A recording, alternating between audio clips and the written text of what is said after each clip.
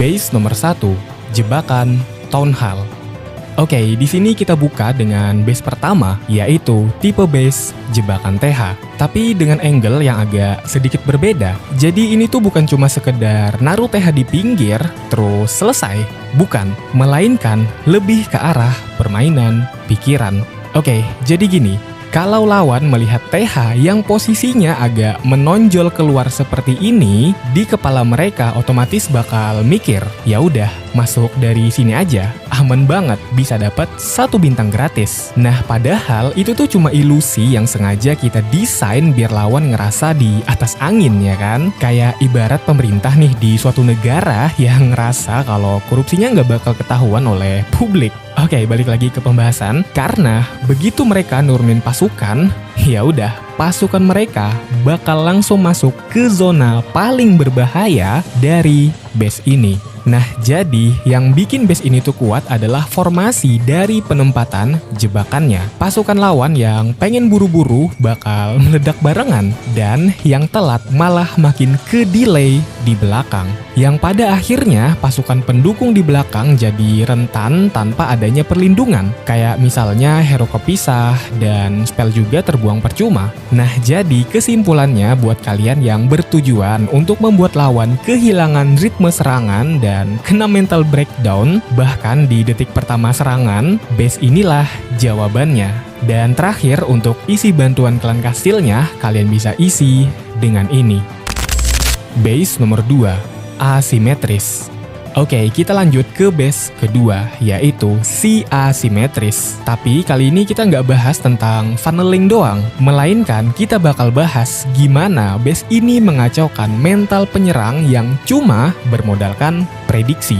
Oke, jadi biasanya kan penyerang tuh udah punya bayangan rute nih di kepalanya, ya kan? Kayak turun pasukan di sini, terus dia nanti akan ke sini, terus dia juga akan ke sana, dan seterusnya. Sama halnya kayak pemerintah di suatu negara yang jauh di sana, yang ketika mereka melakukan korupsi, mereka udah ada bayangan juga nih, ya kan? Mau naruh duit hasil korupsi itu di aset apa aja, supaya tidak mudah diaudit. Nah, tugas dari base asimetris ini yaitu adalah merusak rencana itu sampai ke akar-akarnya. Karena dengan beban bangunan yang gak seimbang, pasukan lawan bakal bikin keputusan yang gak bisa ditebak. Kadang malah nyasar ke area kosong, atau kadang malah muter-muter gak jelas. Mungkin kalau harus diibaratkan, ini tuh kayak birokrasi di suatu negara yang jauh di ujung dunia sana. Awalnya mungkin mereka ngerasa rutenya udah benar, kayak peraturan-peraturan yang dibikin tuh udah pas nih sama rakyat gitu ya. Nah, ternyata entah bagaimana ya cuma muter-muter doang sampai masa pemerintahannya habis dan gak ada efeknya sama sekali bagi negara.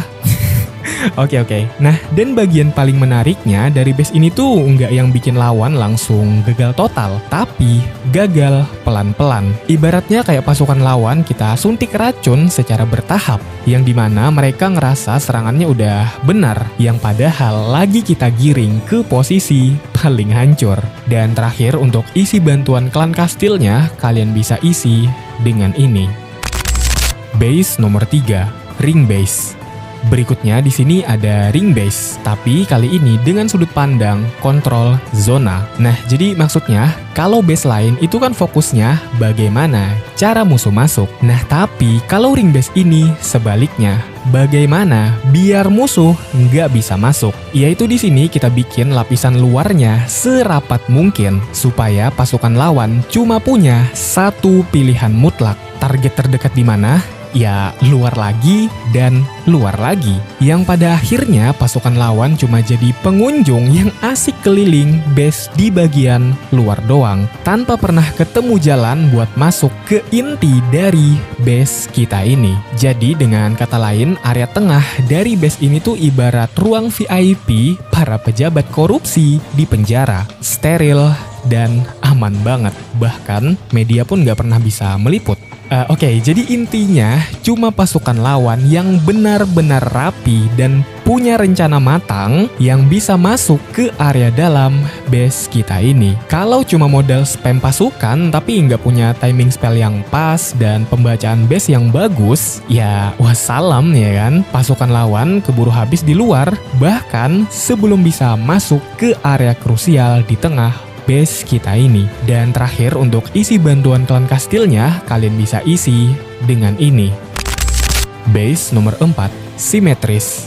Terakhir di sini kita punya base simetris. Tapi di sini kita nggak bakal bahas tentang pemecahan pasukan doang, melainkan tentang kestabilan damage. Jadi maksudnya gini, base simetris itu sebenarnya bisa dikatakan si paling adil. Kenapa? Karena ya pertahanannya tersebar secara merata. Hampir nggak ada sisi lemah yang bisa dimanfaatkan oleh lawan. Karena semua sisi sama kuatnya dan semua sisi juga sama kerasnya. Intinya kuat banget lah. Kayak ekosistem korupsi pemerintahan di suatu negara yang jauh di sana, itu mau sekeras apapun diberantas, pada akhirnya hasilnya nihil juga. Kayak akarnya tuh susah banget ditemukan, dan pada akhirnya akan selalu tumbuh tunas baru. Oke, jadi intinya pasukan lawan mau masuk dari area atas, bawah, kiri, kanan, semuanya bakal dapat perlawanan yang sama dari defense kita. Nah, tapi yang paling bahaya sebenarnya adalah pas mereka menyerang dari sudut base, karena otomatis pasukannya bakal kebagi jadi dua, ya kan? Nah, begitu pasukan lawan pecah, mereka harus melawan zona yang sama-sama keras. Dengan kondisi kekuatan pasukan cuma tinggal setengah karena efek split dari base ini, dan ujung-ujungnya pasukan lawan bakal kehabisan bahan bakar. Jadi kesimpulannya, base ini cocok banget buat kalian yang pengen pertahanan stabil, rapi, dan juga susah ditembus, maka base inilah jawabannya. Oke, dan terakhir untuk isi bantuan klan kastilnya, kalian bisa isi dengan ini.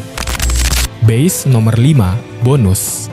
Nah, oke, seperti biasa untuk base terakhir ini anggaplah semacam base seru-seruan lah ya. Atau mungkin juga buat kalian yang lagi nyari sebuah base untuk berprogres, kayak biar lebih mudah lagi untuk menyeleksi bangunan mana yang mau di-upgrade, maka base inilah jawabannya.